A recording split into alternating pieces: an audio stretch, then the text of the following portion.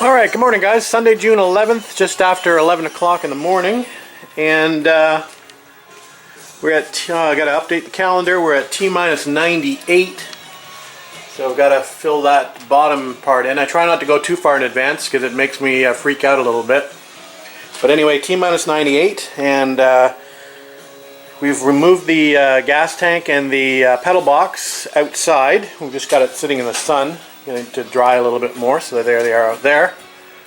And we're going to work on the heater box today, getting it cleaned up. Just going to give it a bit of a scrub.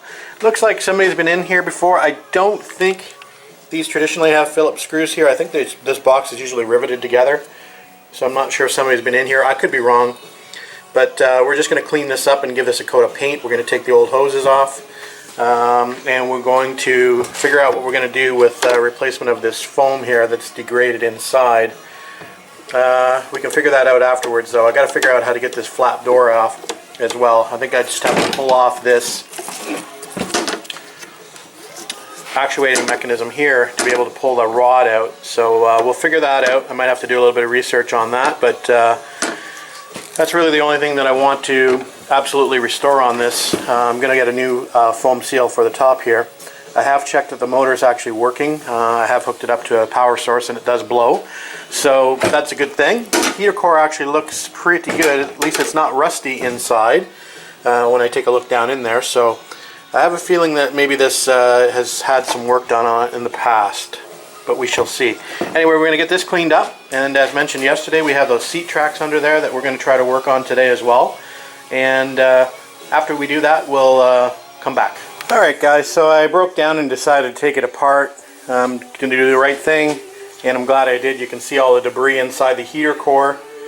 So we're going to vacuum that out, blow that out with some compressed air. I still have some more disassembly to go, but I thought I'd give you a quick shot of that. And shortcuts are never a good thing. So anyway, motor's over here. We're going to clean that up and clean the box up, and like I said, we'll strip it, paint it, reassemble it. I'll let you know if I come across anything else. Alright guys, so we have the heater box all apart, and here are the components. I'm glad I took it apart. It's a little rusty, a little dirty inside, so we'll renew all the foam bits, and we'll replace some of the gaskets with some RTV.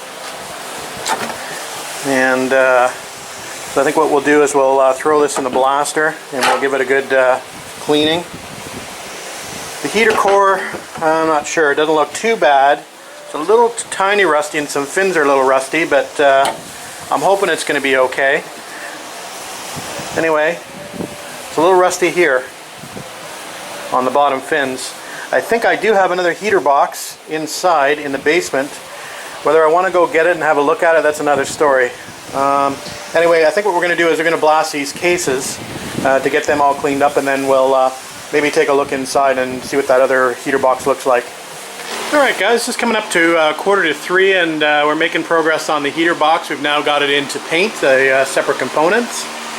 So we've started working on stripping up the seat tracks, and I've noticed that one of the tracks, it doesn't have any rollers in it on the bottom, so that's a problem. I believe that's the passenger side. The driver's side actually does have the rollers in it for the seat to be able to move back and forth. So I'm not sure what we're going to do about that. I know these seat tracks are available new, or reproductions of these seat tracks are available, but I'd rather try to fix this. I don't believe I have a spare of the seat tracks, so we might be SOL as far as finding the rollers for these. Anyway, they're almost stripped. We got to do a bit more cleaning up the front here, but for the most part, they're looking not too bad. These rails here I've stripped on the bottom, so they were pretty rusty, and they seem to have cleaned up not too bad. So, and the same with the other one. Again, just needed a bit of cleaning up in this area here where I had a little bit of trouble access, and I've already cleaned the bottom of this one, so we're getting pretty close to paint on these ones as well. So I'll just give you a quick update on that. And we do have the calipers out on the table. We were thinking about splitting those and getting them cleaned up, so we're just working on those now in the meantime while this paint is drying. Alright guys, we'll come back. Alright, Les is here. Sunday afternoon at 4 o'clock. I actually said Saturday on the previous take, and Les corrected me, so I erased that and we're starting over. So Sunday afternoon, 4 o'clock. Les is here with a piece of paper and a pen and his big brain. And we are thinking about moving on to the body and getting the body situated on the new frame that we have. And let me come over here and tell you about this new frame. So, as I showed you before, the new frame has some added structure in it. So it's got this cross tube here, and it's got a big bar in here. The problem with this big bar here is that it interferes with the actual sheet metal in the body tub to be able to drop the body down on top of it. So let me go on back over there and I'll tell you what I think we're going to do. Alright, in order for us to get this body tub down on that frame, that means we're going to have to channel, cut a channel in the body tub around this area here, the width of that frame rail. And we're going to have to figure out where it extends to in the body, and we'll probably end up having to cut, we may have to end up cutting a little bit of the floor out as well. So what we're trying to do now is we're going to take some measurements and we're going to try to determine where that the bottom of the chassis, that frame rail, is going to lay within the passenger compartment. So we're going to see if that's going to interfere with our seat movement, etc. So that's what we're doing now. We're just taking some measurements and seeing where we've got to channel this. Right, Les? Rise over run, son. Rise over run. So this is a very crude template of the run of that bar. But we think it's probably going to land about here. That is the rear seat track mount. So the only concern I will have is whether I'm going to be able to move my seat back far enough for me to sit in and far enough for my passengers to sit in. So that's a bit of a question, so that's going to be a bit of trial and error there. So the next thing for me to be will be to notch this area out, like I'd mentioned. So we're going to have to do about a 2-inch wide notch to drop the frame down. So just thought I'd give you a quick look at that. And then obviously, if we do get this done, we're going to have to install, make a little cap for this. It's going to cover this in to keep obviously debris coming in from underneath, and for us to be able to carpet this over. So that's the plan anyway. So I thought I'd give you a quick look at that. Alright guys, we've got the heater box all painted up and it's looking good. We just got it sitting outside to get it to dry a little bit more quickly in the heat and sunshine.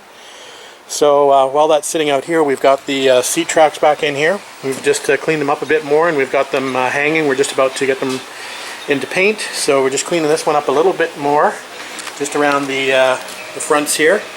Just with a little wire brush, and we'll get that into paint. Alright guys, just a quick update. Just after 10 p.m. we're done for the evening. Another long day. I had some company stop by, so we haven't been out here for the last couple hours, but we did manage to get the seat frames painted, and they're looking better. Didn't reassemble the heater box yet. That's still sort of drying. So we've still got the core and the fan over there. I did start working on the brake calipers, and I'm trying to decide whether I want to take those apart or not completely. They do actually separate into two halves.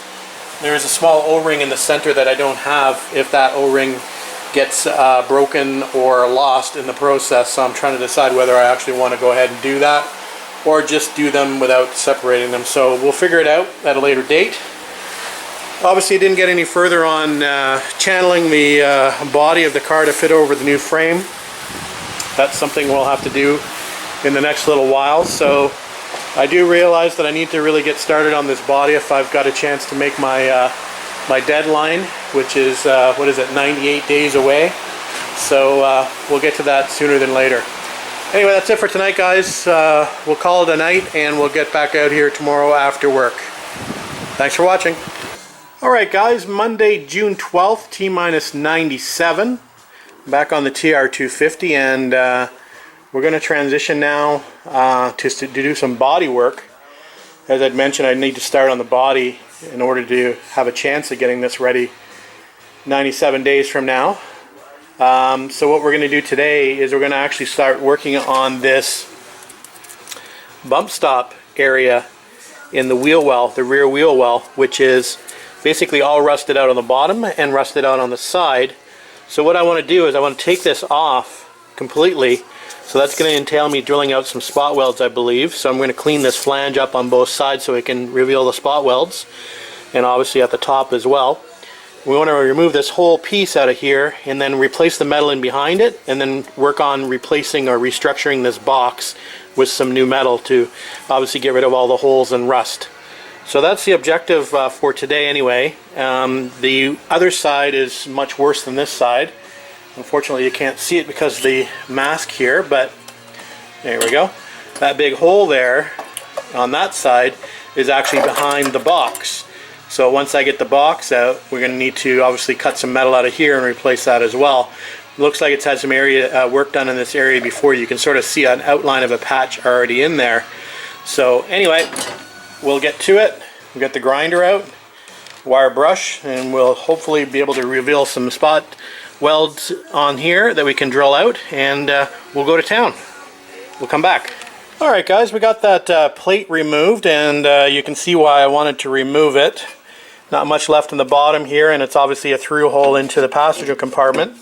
So metal's actually pretty good up here. It doesn't even look like they primered in behind here, obviously from the factory. So that's bare metal back up in there.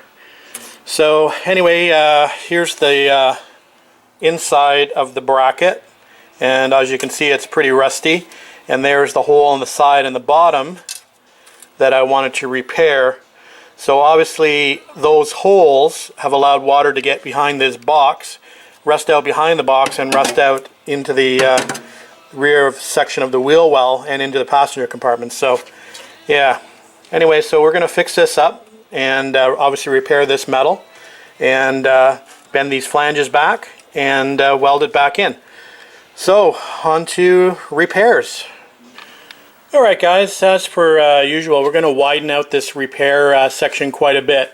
I do want to get rid of this pocket, which was customized, let's say, for this car where the air shocks mounted up to. So this whole pocket here shouldn't be here, and you can see they've butchered this area down here. It looks like maybe a cutting torch just to cut the bottom of this floor section out to be able to get the bottom of the air shock up. So what I really want to do is I want to repair this floor bottom, and I want to repair this face of this wheel well. Now as I'm researching this area, I see there's a pretty good crack down in here. So what I've done is I've separated the flange, and you can see where it's just pulling out there at the crack. So what I plan on doing is actually cutting along my line that I've described. We're going to cut all the way across to the top of where this brazing starts, and we're going to remove this whole panel here, which will allow me to get to the flange for the rear shelf pan, because it looks like I'm going to have to do some flange repairs before I actually fix the face of the wheel tub. So that's the plan anyway. So I think we're going to get the cutting tools out and do a little cutting. Alright guys, quick update for you. Here's where we're at now. We've extended that cut all the way down to the bottom here. We had some pieces missing at the bottom, so we've just decided to go ahead and cut this down. There's been some work done here in the past. You can see there's actually a weld mark here, and there's been a patch put in here. Unfortunately, it hasn't done so well over the years. You can probably see at the bottom here how it's been sort of eaten away. So we're probably going to end up replacing this bottom piece as well. So quite a bit of work to be done in this corner. So we've got obviously this large piece now to replace all the way over to here once we figure out what we're going to do with this area here. But anyway, we've got this cleaned up. We know we need to clean the flange here. So that'll probably be our next work, is to actually repair this flange all the way over. This flange here is solid, so I should be able to weld to that no problem. We have to do a little bit of work down here and figure out what to do. But here's a quick look at where we're at. So the first thing we're going to do is we're going to work on repairing this flange all the way across. So I've got my little Dremel cutoff tool, and we're just going to cut it just below where the bend is, all the way across. And we're going to clean this up here a little bit too, and we're going to drop a new flange down here. So we'll get this top flange all cleaned up first, and then we'll figure out what to do next. Alright guys, turning out to be quite the ordeal, let's say. Trying to get this box out. So we basically found the side of it, which is good. So we've got a lot of structure in the way though to be able to get this piece out and to get that floor section repaired properly. I was thinking of just sort of scabbing over it and covering in the bottom, but it looks like we're going to take a different approach to that now and fix it properly, and that means the removal of this box entirely, which creates a lot more work, but in the end it'll be better. So we're going to spend the time to do that. In order to do that, that means I need to move some structure here. We got to move this reinforcing plate here, and we've got to move this bracket off the bottom of the floor pan to be able to get to this pocket in behind here. So we'll probably have to cut this brace here as well, or remove this brace. I'm not sure yet, but anyway, this structure needs to go away for me to be able to get to that box in behind there. So probably going to see if I can expose some spot welds and see how difficult it is going to be to remove this piece. So I thought I'd just give you a quick shot of that before I go ahead and do that, just so you know where I'm at. So yeah, a little unexpected extracurricular activity, let's say. I was hoping just to be able to take that box off, replace that piece in behind there, fix the box and put it back on, but obviously that's not the case. I knew I was going to have to do something with this area anyway. And like I said, I was thinking of just sort of scabbing a piece over there and then boxing it in, but now I think it's probably better just to fix it properly, get rid of this jaggedy bit down the bottom here, and be happy with the repair in the end. Alright guys, that's it for now. We'll come back. Alright, definitely a hot one in the garage. It's about 90 degrees in here, so, and very high humidity. Dying. But I can't complain since it's been so cold. I can't complain now it's so hot. Anyway, that's looking a little bit better. Got a big gaping hole now though. I'll show you from this side. So there you go, that stupid air shock box is out. So now we can go ahead and replace the flange and replace the floor pan, and then replace obviously the sides of the wheel well. I'll give you a shot from the other side. Oh, here's the carnage, by the way. I've been just stacking all the bits of metal that came out of the car. It's quite a bit actually when you see it all in one table. So yeah, didn't really expect that, but you got to do what you got to do. So let me just get over here, and there's what it looks like from this side. So we'll probably trim that up a little bit, maybe cut that top piece a little higher to match the back piece. Anyway, we've got a lot of patching to do, and we'll get to that tomorrow. So I think we may upload this tonight just to start fresh tomorrow, but you can have a look at where I'm at and what I'm doing.